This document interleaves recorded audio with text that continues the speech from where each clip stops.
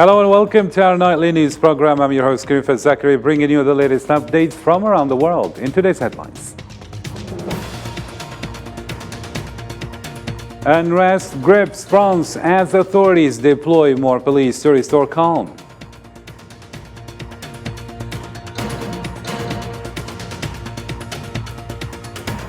Also coming up, turmoil in Libyan parliament as closed session. Decisions ignite division and demands for reversal.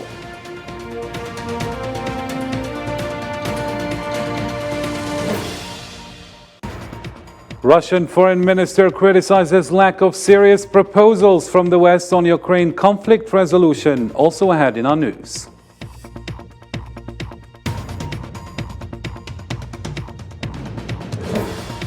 And EU leaders commit to reduce dependency on China, seek balance in collaboration.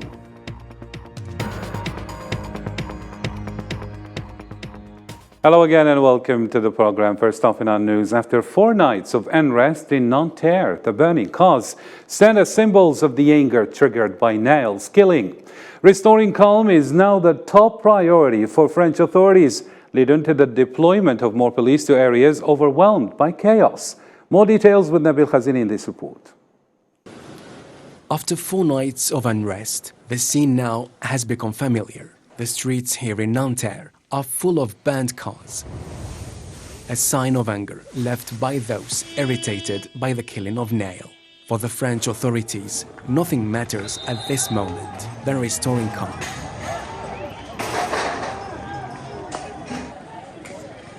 More policemen have been deployed to areas where chaos has dominated the landscape. This is one of a list of measures taken to maintain order.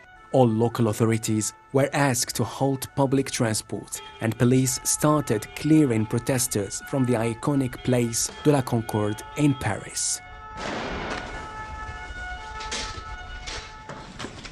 The French president says even social media platforms should help tame violence.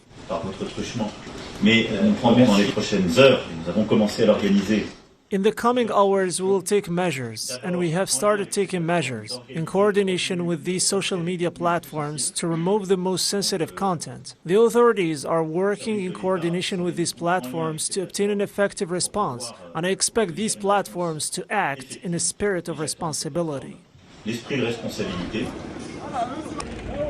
All of this chaos began Tuesday in the Paris working-class suburb of Nanterre after police shot dead a 17-year-old boy named Nail as he drove away from a traffic stop. His death ignited more anger, even in cities far in the south, such as Marseille. This raises fear that disorder becomes even harder to maintain.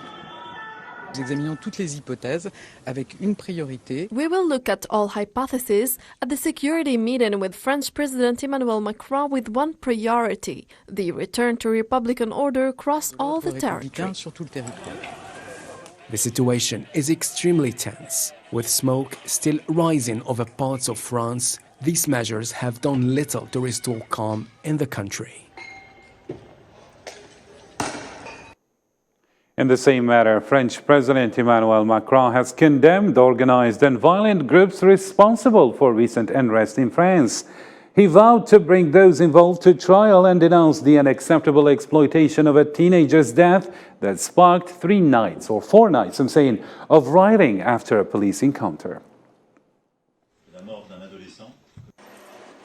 Il est clair que le contexte que nous vivons, on le voit. It is clear that the current situation is the result of groups that are sometimes organized, violent and equipped, that we apprehend and that are brought to justice, but also of many young people. A third of those arrested last night were young people, sometimes very young, and it is the parents' responsibility to keep them at home. And so it is important for everyone's peace of mind that parental responsibility can be fully exercised. And I appeal to the sense of responsibility of mothers and fathers. It is not the role of the Republic to take their place. Still in the same context, the United Nations Rights Office expressed concern over the fatal police shooting of a teenager that sparked widespread unrest in France. It called on France to address the issues of racism and racial discrimination within its security forces.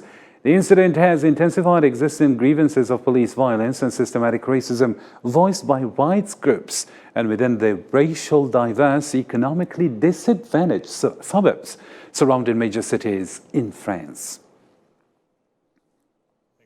Concerned by the killing of a 17-year-old of North African descent by police in France on Tuesday, we note that an investigation has been launched into alleged voluntary homicide. This is a moment for the country to seriously address the deep issues of racism and racial discrimination in law enforcement. Still in France, France's public sector debt reached a historic milestone, surpassing $3.25 trillion, according to the latest data from the French National Institute of Statistics and Economic Studies. The institute highlighted a notable increase of 6.34 billion euros in public debt, primarily attributed to the ongoing impact of the COVID-19 crisis. And in different news, Italian Foreign Minister Antonio Tajani expects the signing of a new agreement with Tunisia in the coming days to address irregular migration. Tajani emphasized the need for Tunisia to receive support from the European Union, highlighting its significance for the stability of both the North African nation and the Mediterranean region as a whole.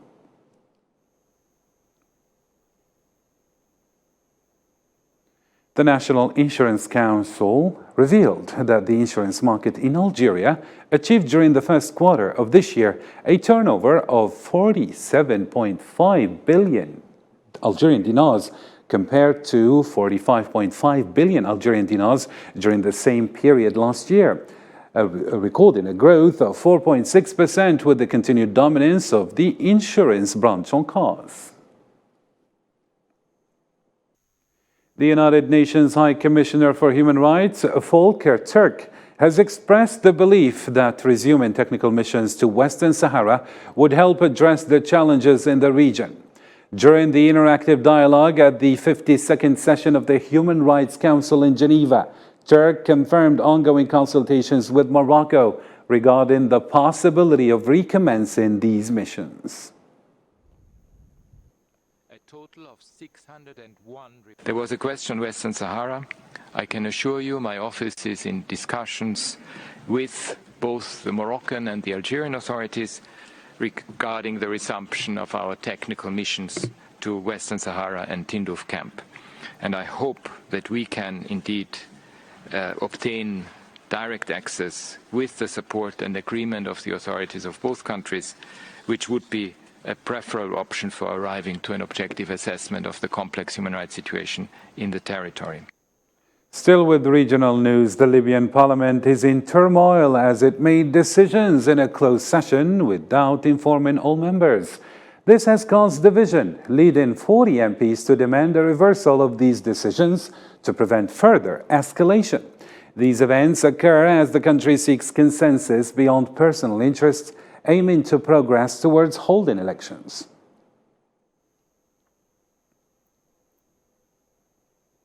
In Mali, the United Nations Security Council has officially concluded its 10-year peacekeeping mission in the country. As per the resolution, the peacekeeping or peacekeepers' primary operations will cease starting Saturday with the goal of completing their withdrawal by the end of the year.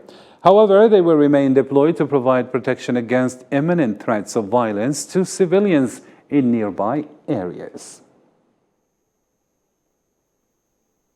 Le gouvernement de la République du Mali prend acte.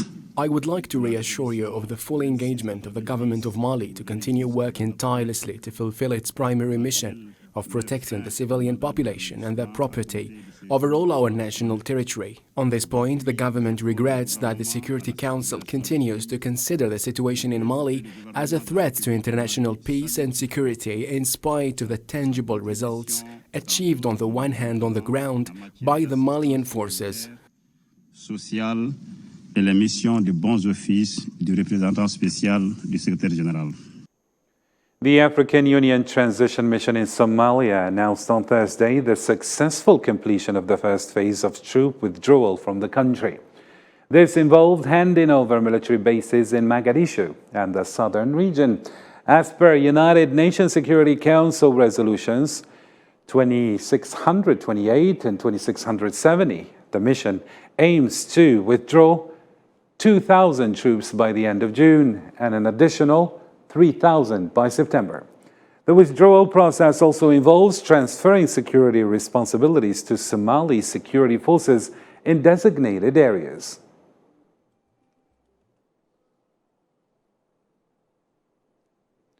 Palestinians were injured, suffocated, and arrested in attacks by occupation forces and settlers across the occupied West Bank.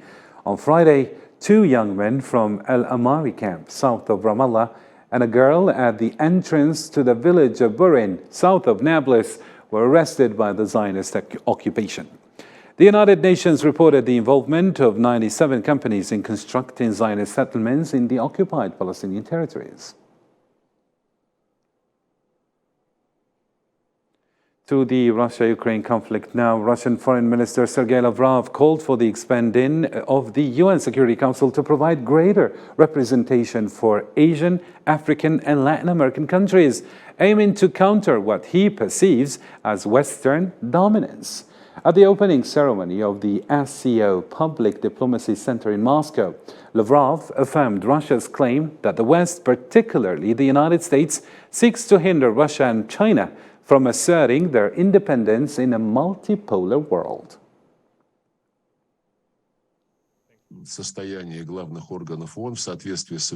To bring the main organs of the UN into line with current realities, I mean first of all the reform of the Security Council, where the West is disproportionately represented. Out of 15 members, the so-called Golden Billion occupies 6 seats. It is not fair. It is not equitable. That is why we will push for an enlargement of the Security Council as soon as possible to include the countries of Asia, Africa, and Latin America.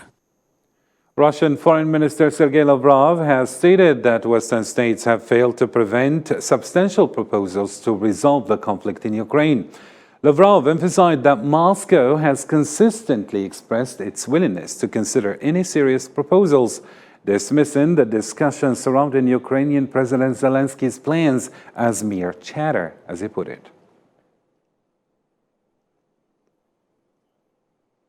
Russian Foreign Minister Sergei Lavrov has declared that Russia has no intention of extending the grain agreement across the Black Sea due to Western countries' failure to comply with its terms.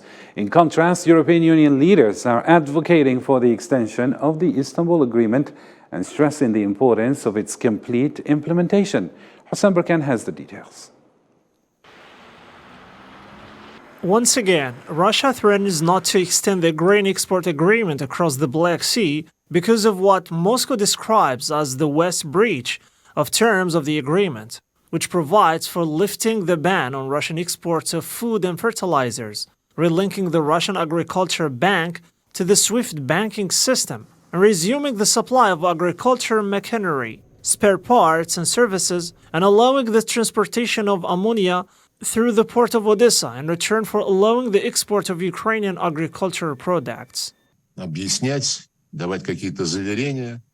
don't think people looking to extend the Black Sea Initiative have arguments for doing so. The initiative has long since become commercial. We provided information more than once regarding the export of grain from Ukraine to the rich countries and not to the poor. They transported 32 million tons of Ukrainian grain, including corn, wheat, and oil, to the European Union. Of these cargoes, the European Union got 40%, while the poor countries got no more than 2.5% of these grains. While Moscow is threatening to withdraw from the grain agreement, the leaders of the European Union meeting in Brussels are calling for the extension of the Istanbul Agreement, while expressing concern about the slowdown in the process of exporting grain through the Black Sea. The Council of Europe is deeply concerned about the continued slowdown in the implementation of the Black Sea Grain Initiative and calls for a speedy and full resumption of its operations. Between Russia's threats and the fears of Western countries, Moscow reassures its partners and confirms that its grain export will exceed the 50 million tons threshold this year. In other topical news, and in a significant move, European Union leaders have pledged to decrease the bloc's reliance on China and engaged in discussions on finding a balance between risk mitigation and collaboration, particularly in areas such as climate change.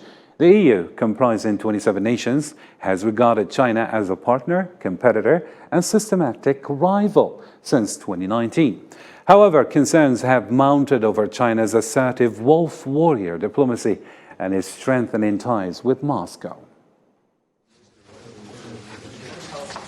We need to rebalance the relationship, the economic relationship with China, and reciprocity is a key word. We need to address our critical vulnerabilities. We need to make sure that we defend our interests when it comes to the supply chains, for instance. To the United States now, President Joe Biden has unveiled an alternative student debt plan aimed at mitigating the risk of default for borrowers who struggle to make payments, following the Supreme Court's rejection of his initial proposal. Marwa Blagwer reports. In a White House address, President Joe Biden condemned the recent Supreme Court ruling that blocked his $430 billion student loan debt cancellation plan. He attributed the ruling to Republican opposition and criticized it as an erroneous interpretation of the Constitution. Let me begin by saying I know there are millions of Americans in this country who feel disappointed and discouraged or even a little bit angry about the court's decision today on student debt. And I must admit I do too. The Supreme Court found that the Biden administration exceeded its authority with the plan, leaving borrowers responsible for repayment when payments resume in the fall. Students and activists outside the Supreme Court expressed their disappointment with the ruling. Student debt cancellation will happen. We're going to say we will be debt-free, as Wisdom Cola NAACP always says, student debt-free in 2023. I do have faith that President Biden will come to his promise of the 40 million borrowers that student debt cancellation will happen. Despite fulfilling his campaign promise to cancel a portion of the $1.6 trillion federal student loan debt, Biden's plan faced criticism from Republicans who viewed it as an overreach and unfair to non-college educated borrowers. It's always something with the government. It's always like a false hope that we're having. And I think that the politicians should just do better and be for the people as they say they are. Advocacy groups supporting debt cancellation denounced the decision and urged Biden to explore alternative avenues for fulfilling his promise of debt relief. Former Brazilian President Jair Bolsonaro's political future faces a setback as a Brazilian court has ruled to bar him from public office for 8 years. The majority of federal electoral court justices voted to extend the ban until 2030 due to his conduct during the previous election. 4 out of 7 justices found Bolsonaro guilty of abuse of power and media misuse stemming from his baseless allegations about Brazil's electronic voting system when he called in ambassadors for a meeting.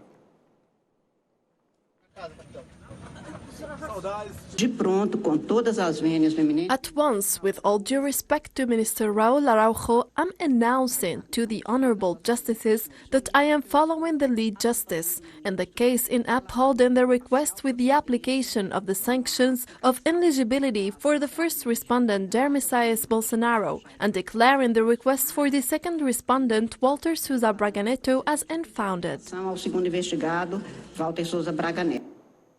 Former lawmaker Maria Corina Machado, a front-runner in the Venezuelan opposition's presidential nomination race, has been banned from public office for 15 years, according to the Control General's announcement on Friday. Machado, a 55-year-old industrial engineer, is currently leading the polls among 13 candidates in the primary election. The primary aims to select a unified candidate who will challenge President Nicolas Maduro in the upcoming 2024 election.